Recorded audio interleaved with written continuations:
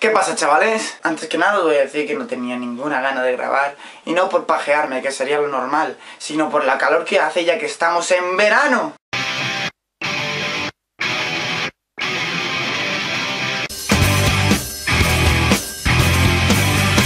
Como ya he dicho, estamos en veranito, época tan esperada en invierno y tan asqueada cuando llega. ¿Qué? ¿Por qué tan asqueada? Coño, lo único que le oigo a la gente decir son cosas como ojalá llegue el invierno ya con el calor que hace. O qué ganas de que llegue el frío. Pero queréis decidiros. Cuando hace frío no paréis de quejaros de lo mucho que falta para que llegue el verano. Y cuando llega, no paréis de cagar ladrillos diciendo que llegue ya el invierno.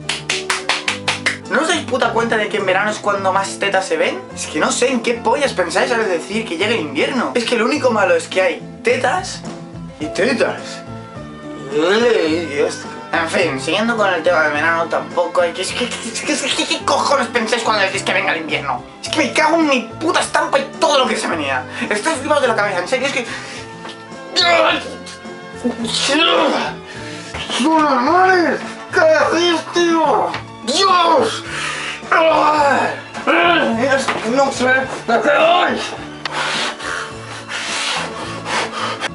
Joder, qué calor que hace. A ver si llega ya el invierno de una vez.